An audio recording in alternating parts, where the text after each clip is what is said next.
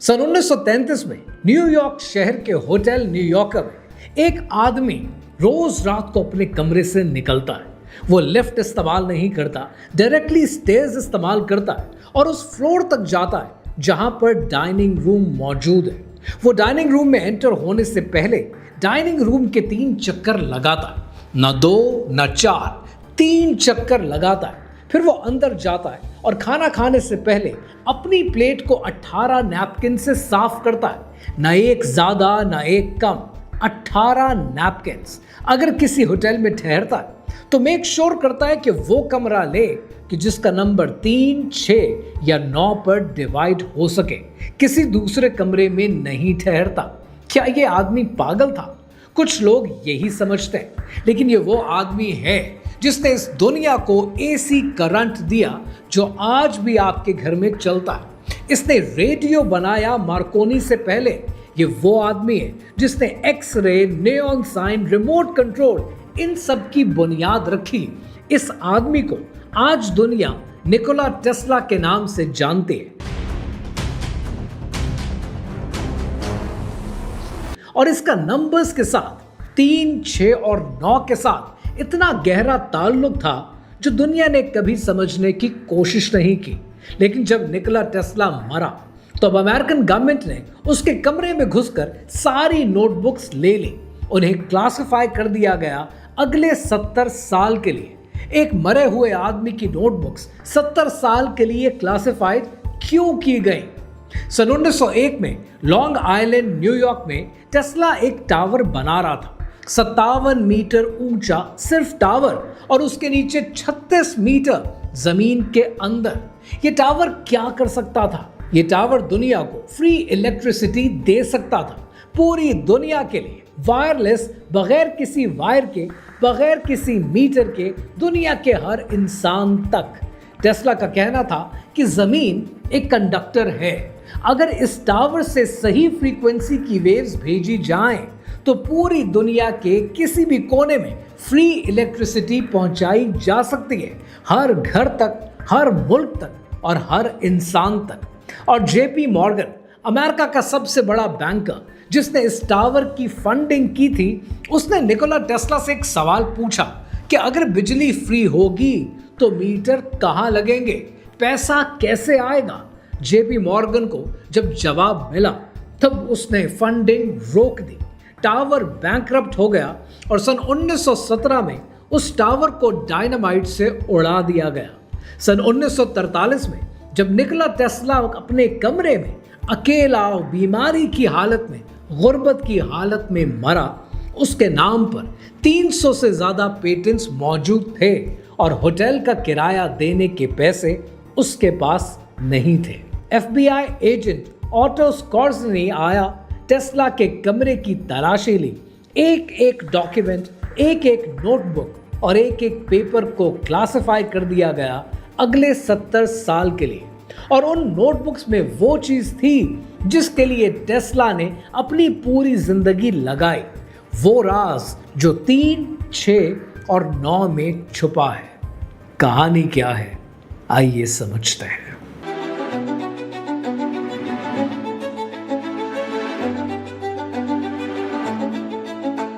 10 जुलाई सन 1856 स्विल्जान, Serbia. रात का वक्त और सख्त तूफान के अंदर एक बच्चा पैदा होता है। ताई उसकी माँ से कहती है कि चूंकि ये बच्चा रात को तूफान में पैदा हुआ है, ये बच्चा डार्कनेस का होगा। लेकिन उसकी माँ कहती है कि नहीं, ये बच्चा रोशनी लेकर आएगा। इस बच्चे का नाम रखा जाता है निकोला टेस्ला। 7 साल की उम्र में निकोला टेस्ला ने एक इंसेक्ट पावर्ड मोटर बनाई। 12 साल में उसने अपने दिमाग में 3D मशीन डिजाइन करना शुरू कर दी, बगैर पेपर के, बगैर पेंसिल के, सिर्फ अपने दिमाग में। टेस्ला की एक बहुत बड़ी खूबी थी जो साइंस की टेक्स्ट बुक्स में नहीं मिलती। वो खूबी ये थी कि वो अपने दिमाग में एक कंप्लीट मशीन डिजाइन करता है, उसे चलाता है, उसे टेस्ट करता है, फॉल्ट्स ढूंढता है, उन्हें फिक्स करता है, और सिर्फ तब जब मेंटल सिमुलेशन परफेक्ट होती है वो तब उसे बिल्ड करना शुरू करता है। उसके साथ एक भी मिस्टेक नहीं होती, कभी भी। ये उसकी फोटोग्राफिक मेमोरी थी। वो 8 ज़बानें बोलता था। वो किसी भी किताब को एक बार पढ़ लेता था तो उसे वो किताब वर्ड टू वर्ड याद हो जाती थी। लेकिन सन 1884 में न्यूयॉर्क में निकोला टेस्ला थॉमस एडिसन से मिलता है, अपना एसी करंट का आइडिया उसके साथ शेयर करता है। एडिसन जो डीसी करंट पे पहले से काम कर रहा था, वो उसे कहता है कि ये जो तुम्हारा आइडिया है ये नहीं चलेगा, लेकिन फिर भी टेस्ला को जॉब दे देता है और कहता है कि अगर तुम मेरे डीसी सिस्टम को इंप्रूव करो मैं तुम्हें $50,000 का बोनस दूंगा। टेस्ला 1 साल इस सिस्टम पे काम करता है, डीसी सिस्टम को रेवोल्यूशनाइज कर देता है और फिर बोनस मांगता है, जिस पर थॉमस एडिसन ने कहा कि टेस्ला, लगता है कि तुम अमेरिकन ह्यूमर अभी नहीं समझते, ये तो एक मजाक था। टेस्ला का दिल टूटता है, वो अपनी नौकरी से इस्तीफा दे देता है और अपनी कंपनी टेस्ला इलेक्ट्रिक कंपनी का आगाज करता है। एसी करंट को लॉन्च करता है और पूरी दुनिया आज उसी एसी करंट को इस्तेमाल करती है। एडिसन का डीसी करंट तारीख में कहीं गुम हो चुका है, लेकिन टेस्ला खुश नहीं होता। पैसा था, फेम था, लेकिन टेस्ला शायद कुछ और ढूंढ रहा था। वो फ्री एनर्जी ढूंढ रहा था जो वो दुनिया तक पहुंचाना चाहता था। वो सोचता था कि जमीन एक बैटरी है, एक लिविंग सिस्टम है जो अगर ठीक फ्रीक्वेंसी पर एंगेज की जाए तो इनफिनिट एनर्जी दे सकती है। और ये फ्रीक्वेंसी वो सोचता था कि इन 3 नंबर्स में मौजूद है, जो हैं 3, 6 और 9। निकोला टेस्ला की क्लासिफाइड फाइल्स 70 साल के बाद रिलीज हुई, स्मिथसोनियन इंस्टीट्यूट के पास पहुंची। रिसर्चर्स ने कुछ ऐसा देखा जिसने उनको हैरान कर दिया।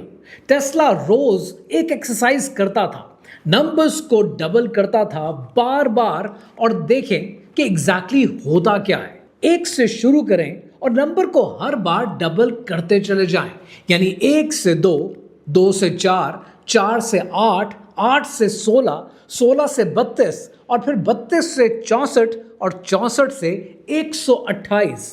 अब जरा ये देखें कि जब भी 2 डिजिट्स आ जाएं उन्हें आपस में जोड़ दें, यानी 16 बन जाएगा 1 + 6 = 7, 32 बन जाएगा 3 + 2 = 5 और 64 यानी 64 बनेगा 6 + 4 = 10 और 10 बनेगा 1 + 0 = 1। अब जरा इस सीक्वेंस को देखें, 1 2 4 8 7 5 वो रिपीट होता है। इन्फिनिटी तक डबल करते जाएं, वो पैटर्न एक बार फिर रिपीट होगा, यानी 1 2 4 8 7 5 बार बार, और ये प्रोसेस कभी भी नहीं रुकेगा। लेकिन एक चीज नोट करें, इस पूरे सीक्वेंस के अंदर 3 6 और 9 कभी भी नहीं आता, एक बार भी नहीं। ये नंबर्स इस पैटर्न से बाहर हैं, जैसे किसी तरह वो आपकी डायमेंशन से बाहर हो। टेस्ला ने यही देखा और उसने एक और चीज की, उसने एक एक्सरसाइज की कि नंबर्स 3 से अगर शुरू करें, यानी 3 6 12 24 और 48। अब जरा डिजिट्स को जोड़ें, 12 बन गया 1 + 2 यानी 3, 24 बन गया 2 + 4 यानी 6 और 48 बन गया 4 + 8 यानी 12 और 12 बन गया 1 + 2 = 3, यानी सीक्वेंस क्या बना, 3 6 3 6 3 6। सिर्फ ये देखें, इन सब के अंदर अब इस कहानी को एक बार फिर 9 से शुरू करते हैं, यानी 9 18 36 72 144। 18 = 1 + 8 9, 36 3 + 6 = 9, 72 7 + 2 = 9 and 144 is 1 + 4 + 4 = 9। हमेशा 9, हमेशा के लिए। टेस्ला की ऑब्जर्वेशन ये थी कि 1 2 4 8 7 5 कि हमारी 3D दुनिया के पैटर्न्स हैं और 3 और 6 ये एक अलग से लेयर्स हैं, और 9 वो जो सबको कंट्रोल करता है लेकिन खुद कभी नहीं बदलता। अब एक सर्कल को देख लें, 360 डिग्रीज होती हैं, सो 3 + 6 + 0 = 9। इसे आधा कर दें, 180 डिग्रीज, 1 + 8 + 0 इज इक्वल टू 9। फिर मजीद आधा कर लें तो 90 degrees 9 plus 0 is equal to 9। मजीद आधा करें 45 degrees 4 plus 5 is equal to 9 और इन्फिनिटी तक करते चले जाएं, हमेशा जवाब 9 आएगा। ट्रायंगल के अंदर 180 डिग्रीज 9 पर है, स्क्वायर के अंदर 360 डिग्रीज 9 पर है, पेंटागन के अंदर 540 डिग्रीज 5 प्लस 4 प्लस 0 वो भी 9 पर है। कोई भी पॉलीगॉन, कोई भी शेप 9 पर ही आकर रुकती है। ये कोइंसिडेंस नहीं है, ये मैथमेटिक्स की एक फंडामेंटल प्रॉपर्टी है कि 9 इस सिस्टम में वो है जो हर चीज में तो मौजूद होता है लेकिन खुद कभी चेंज नहीं होता। जैसे अगर किसी नंबर में से आप 9 हटाकर 0 रख दें तो उसके बाद क्या बदलता है। मिसाल के तौर पर 492, 492, 4 plus 9 plus 2 is 15 and 1 plus 5 is 6। लेकिन अगर 9 को हटा दें तो 492 बन गया 402, तो 4 plus 0 plus 2 is equal to 6, यानी वही जवाब आता है। 9 एग्जिस्ट करता है लेकिन न्यूमेरिकली 0 जैसा बिहेव करता है, वो है और वो नहीं भी है।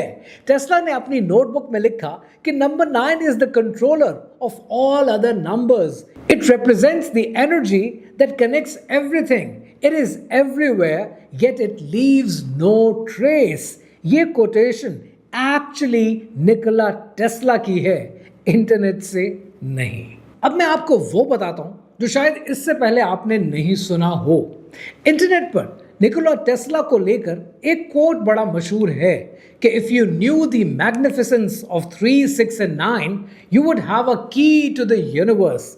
निकोला टेस्ला ने ये बात कभी नहीं कही।